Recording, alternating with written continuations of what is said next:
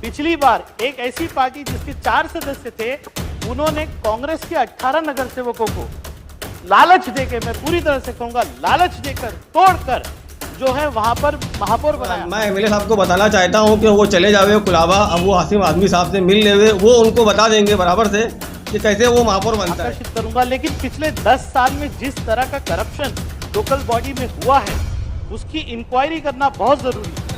तो ठीक है, हम सबको पता है भिवंडी महानगर पालिका में बहुत करप्शन है और हम लोग खुद चाहते हैं कि भिवंडी महानगर पालिका में कार्रवाई हुए, लेकिन असेंबली में खाली खड़े रह के बात करने से कार्रवाई नहीं होगी। तुम सभा में आवाज़ उठाओगे तो वो जो ठेकेदार रहेगा वो बाद में आके तुमसे अकेले में मिलेगा। नगर पालिका के ऊपर उनको क्लीन चिट कैसे मिल गई नगर पालिका को? नगर पालिका इतनी क्लियर है, इतनी साफ सुथरी है कि क्लीन चिट मिलना चाहिए उसको, तो वो टाइम कार्रवाई एमएलए साहब ने क्यों नहीं की उनको लाने की? आरिफ भाई, आपको नहीं लगता है कि जो स्टूडेंट पावर कमेटी है एक राजनीतिक जो है विषय बन चुका है? राजनीतिक विषय बनाया किसने? ठीक है, टोरेंट को भगाने के लिए बहुत लोगों ने बहुत कोशिश की। सभी मिलकर इसका पाठपुरावा कर रहे हैं कि ये 18 नगर सेवकों को डिस्क्वालीफाई करना चाहिए। मैं हाथ जोड़ के नम्र विनती करूंगा मुख्यमंत्री जी से कि भिवंडी शहर को न्याय दीजिए। ये ऐसे लोग जिन्होंने लूटा है सर। ये समाजवादी पार्टी के जो एमएलए साहब और इनके जो अध्यक्ष है, ये उन्हीं 18 नगर सेवक के पीछे लगे हैं कि अपनी पार्टी में शामिल करने के लिए।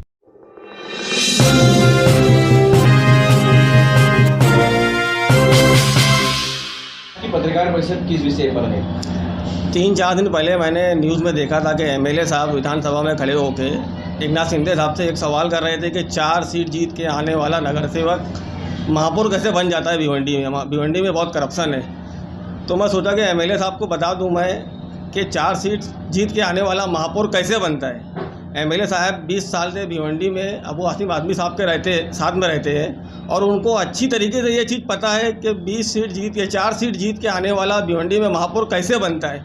और अगर उनको नहीं पता है तो मैं एमएलए साहब को बताना चाहता हूं कि वो चले जावे कुलाबा, अबू हासिम आदमी साहब से मिल लेवे, वो उनको बता देंगे बराबर से कि कैसे वो महापौर बनता है। क्योंकि अभी 2002 में जब महापौर बैठना चालू हुआ, 20 सालों में 8 महापौर बैठा है टोटल 8 महापौर जो बैठा है, जिसमें से 5 बार विलास पाटिल को जो 3 से 4 सीट जीत के आता था, उसको समाजवादी पार्टी का पूरा समर्थन रहा है। मेरे पास देखो पूरी लिस्ट है। 2002 में जब पहला इलेक्शन हुआ महापौर का, वो टाइम समाजवादी पार्टी ने विलास पाटिल को व्हीप दिया और उसके साथ में थी। 2004 में जब दूसरा इलेक्शन हुआ तब समाजवादी पार्टी विलास पाटिल के साथ में थी। जब 2007 में तीसरा इलेक्शन हुआ तब समाजवादी पार्टी ने विकास एकता मंच जावेद अली की जो पार्टी थी उनको अपना व्हीप दिया। जब 2009 में चौथा इलेक्शन हुआ तब सपा खुद इलेक्शन लड़ी और हार गई। 2012 में जब इलेक्शन हुआ समाजवादी पार्टी ने फिर विलास को वोट किया और वो टाइम हिंदू मुसलमान का पूरे शहर में मामला चल रहा था। लोगों का ये बोलना था कि समाजवादी अपना कांग्रेस पार्टी से इमरान की जो मिसिस है मिसबा खान, वो जीत के आना चाहिए। उसी टाइम भिवंडी में विलास राव देशमुख साहब आए थे और उन्होंने आके ऐलान किया था कि अगर कांग्रेस का महापौर बनता है तो मैं भिवंडी शहर के डेवलपमेंट के लिए 1500 करोड़ रुपए का एक पैकेज दूंगा जिससे भिवंडी डेवलप होएगा। लेकिन उसके बाद भी समाजवादी पार्टी ने उसको वोट नहीं करते हुए विलास पाटिल को ही वोट किया, जिसकी वजह से हमारे शहर का बहुत बड़ा नुकसान हुआ, डेवलपमेंट नहीं हुआ। हाँ, समाजवादी पार्टी का डेवलपमेंट जरूर हो गया। वो वोट देने के बाद उनकी एक छोटी ऑफिस थी हसीन टाकीज के बाजू में 10 बाई 20 की, वो बंद हो गया। कुनारा गाड़ी में उनकी एक ऑफिस चालू हो गई। तो समाजवादी पार्टी का विकास हो गया, शहर का विकास नहीं हुआ। उसके बाद जब 2014 में फिर इलेक्शन हुआ तब समाजवादी पार्टी ने फिर विलास को वोट दिया। 2017 में जब इलेक्शन हुआ इनकी 2 सीट चुन के आई। कांग्रेस और बीजेपी की लड़ाई थी, इनकी मजबूरी थी कांग्रेस को वोट देना, बीजेपी को वोट नहीं दे सकते थे, इसके लिए इन्होंने कांग्रेस को वोट दिया। लेकिन जब 2019 में फिर इलेक्शन हुआ, विलास पाटिल लड़ा, तब समाजवादी पार्टी के 2 नगर सेवक थे, दोनों ने फिर विलास को वोट दिया।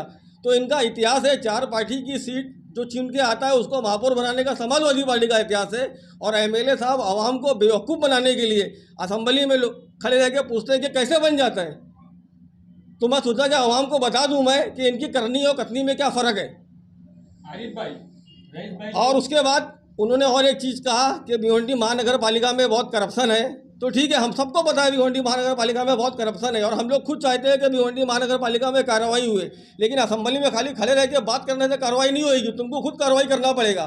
पिछले साल 2021 में आपने कहा कि उनको यहाँ पर रह के कार्रवाई कराएगी, लेकिन इस कार्रवाई को लेकर ही उन्होंने जो अधिवेशन चल रहा था, जो अभी विधानसभा चल रहा था, उस विधानसभा में उन्होंने आवाज उठाया, कार्रवाई को लेकर आवाज उठाया। कार्रवाई कहीं ना कहीं वो करवा रहे। विधानसभा में आवाज़ उठाने से कुछ नहीं होता है। मैं 5 साल पहले जब नगर सेवक बना था ना, तब मुझे पता चला था कि विधानसभा हम लोग की नगर पालिका में जो महासभा लगती है, महासभा में खड़े रह के चिल्लाने से क्या होता है ये मुझे तब पता चला। मुझे एक नगर सेवक जो बहुत सीनियर है उसने कहा था कि अगर कोई जब विषय महासभा में आएगा, उस मुद्दे के लेके तुम चिल्लाओगे और बात करोगे, उसकी मालूमात लेके बैठोगे और महासभा में आवाज़ उठाओगे, तो वो जो ठेकेदार रहेगा वो बाद में आके तुमसे अकेले में मिलेगा। तो पार्लियामेंट में चिल्लाने का मतलब भी ये होता है। अगर इनको वाकई में कार्रवाई करना था तो 1 साल पहले महाविकास आघाड़ी ने 18-20 एमएलए लोग की एक टीम बनाई थी। इसमें हर पार्टी के एमएलए थे। समाजवादी पार्टी की तरफ से एमएलए रईस शेख साहब थे। नगर पालिका में 3 दिन ऑडिट हुआ, 3 दिन का इंक्वायरी चली। आरिफ भाई, एक बहुत बड़ी बात जो है नहीं, मैं पहले तुमको बता दूं, मैं पहले तुमको एक चीज़ बता दूं कि पिछले साल जब ये लोग आए थे और इनको वाकई में कार्रवाई करना था, तो ये टीम में एमएलए रईस शेख साहब भी थे। तब एमएलए रईस शेख साहब ने क्या कार्रवाई करी नगर पालिका के ऊपर? उनको क्लीन चिट कैसे मिल गई नगर पालिका को? नगर पालिका इतनी क्लियर है, इतनी साफ सुथरी है कि क्लीन चिट मिलना चाहिए उसको। तो वो टाइम कार्रवाई एमएलए साहब ने क्यों नहीं करी? मेरा एमएलए साहब तो ये सवाल है। एक छोटा सा सवाल, छोटे में जवाब चाहिए। जिस तरह से आपने कहा कि असेंबली में या फिर महानगर पालिका की जब सभा रहती है, जब कोई आवाज उठाते हैं, तो आपने कहा कि मतलब हम कह सकते हैं कि आरोपी है वो, कि सेटलमेंट या फिर नहीं, हर आदमी का नहीं, लेकिन ज्यादा करके लोग जो चिल्लाते हैं वो चोरी करने के लिए जाता है। मैं क्लियर बोल रहा हूँ एकदम। नहीं, बहुत से लोग अपने वार्ड के विकास के लिए जिनका काम नहीं होता वो लोग तो चिल्लाते हैं ना वहाँ पे। आपने कई बार आवाजें उठाई हैं। कुछ लोग, मैं क्या बोला कि बहुत से लोग तो ज़्यादा चिल्लाते हैं किसी मुद्दे को लेके, और वो मामला जब हल नहीं होता, इसका मतलब है ये समझ लो कि वहाँ कहीं ना कहीं कुछ गड़बड़ होती है, वो असेंबली हो या महासभा हो। आरिफ भाई, टोरेंट को लेकर भी एक सवाल आ रहा है, रईस शेख साहब से कि उन्होंने टोरेंट के लिए कुछ नहीं किया। सही बात है ना। तुम पिछली बार जब एमएलए साहब जब 2019 में जीत के आए इलेक्शन, उसके बाद उन्होंने बहुत बड़े बड़े वादे किए थे, ठीक है, लेकिन 2019 के पहले जब विजिलेंस जो केस करता था, वो केस का रिकॉर्ड तुम देख लो, और आज 2019 के बाद भिवंडी शहर में विजिलेंस का कितना केस हो रहा है, उसकी एक मालूमात निकाल लो, तुमको समझ में आएगा कितना % बढ़ गया है केस होना, कितना % केस होना बढ़ गया है। 2019 के पहले जो केस होता था, 2019 के बाद जो केस होना विजिलेंस का चालू हुआ है, कितना % बढ़ गया है, उसकी रिकॉर्ड तुम निकाल लो। और पहले जब 2019 के पहले जब केस होता गया था विजिलेंस केस, तो एक गरीब के घर के ऊपर 18-20 हज़ार, 25 हज़ार, 30 हज़ार की पेनल्टी लगती थी। कुछ लोग जाते थे पॉलिटिशियन, उसको 10-12 हज़ार करा के कम करके वो भर के आ जाते थे। लेकिन 2019 के बाद से जितना विजिलेंस केस हुआ है, हर घर के ऊपर लाख लाख 1.5 लाख रुपया पेनल्टी लगने लगी है, और उसके बाद जाके कम कराओ तो फिर भी 40-50 हज़ार भरना पड़ता है। ये सब 2019 के इनके जीतने के बाद ये सब हो रहा है। और इन्होंने कहा था कि नई कंपनी लाऊंगा, जाने दो। इन्होंने ये भी कहा था कि मैं ऑडिट कराऊंगा।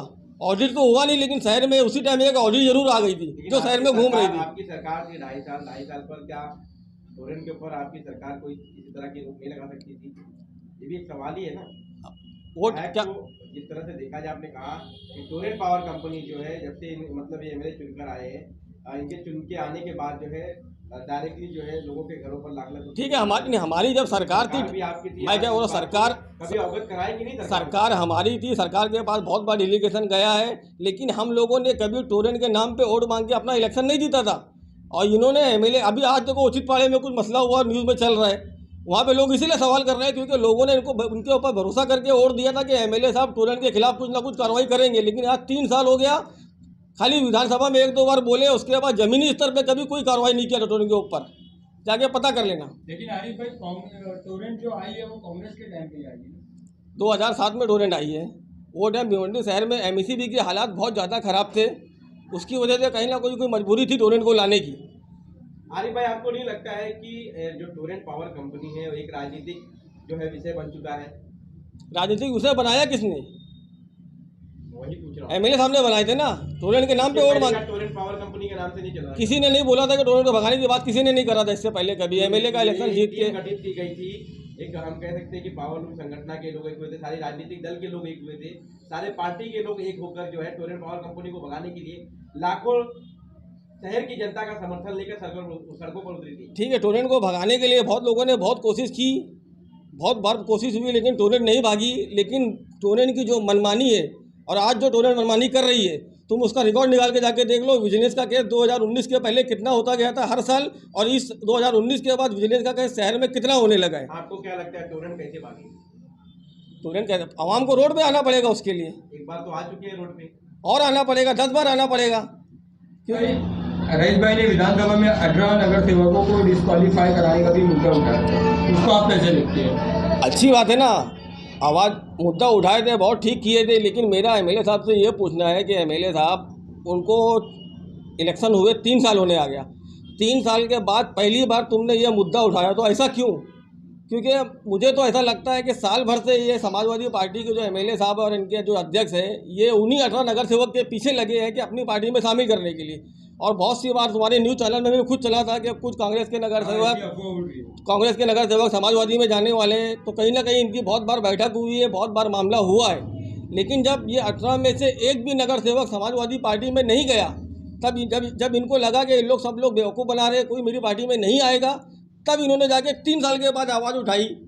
इन लोगों को गद्दारी करे तो 3 साल होने आ गया, 3 साल के एमएलए साहब क्यों खामोश बैठे थे और क्यों अपने पार्टी में लेने की बात कर रहे थे समाजवादी में? पार्टी के कांग्रेस के कुछ वरिष्ठ नेता जो है इस बात को फॉलोअप में लिए थे, इस बात को लेकर वो कई बार जो है अभी देखा जाए हमारी पार्टी की तरफ से लेकिन अभी तक इस पर कार्रवाई, हमारी पार्टी की तरफ से जो कार्रवाई करना है वो आज 2-2.5 साल से जावेद दलवी साहब और सब लोग कर रहे हैं बराबर। लेकिन मैं तुमको ये बता दूं कि एमएलए साहब ने कभी 18 लोगों के खिलाफ विधानसभा में एक लफ्ज़ नहीं बोला। क्यों नहीं बोला 3 साल तक? और क्यों उनको अपनी पार्टी में लेने के पीछे लगे हुए मीटिंग करते हैं? इसका पूरा निचोड़ क्या है? मतलब आज की पत्रकार परिषद में आप मुख्य बातें क्या रखना चाहते हैं? जो मैं बात रखना चाहता था मैंने ये बता दिया कि एमएलए साहब ने जो बोले थे कि 4 नगर सेवक जीत के आने के बाद भिवंडी शहर में महापौर कैसे बन जाते हैं, तो मुझे ये बताना था कि समाजवादी पार्टी 20 साल में किस तरीके से उसी 4 नगर सेवक जो सीट जीत के आता है उसको कैसे महापौर बनाती है। और हमारे एमएलए साहब विधानसभा में खड़े रह के उनके ये सवाल करके लोगों को बेवकूफ़ बनाते, उनको आवाम से नहीं पूछना चाहिए, उनको पार्लियामेंट में ये बात नहीं करना चाहिए, इनको कुलाबा जाके अबू आसिम आदमी साहब से पूछना चाहिए कि कैसे बनाते हैं, जबकि इनको अच्छी तरीके से पता है।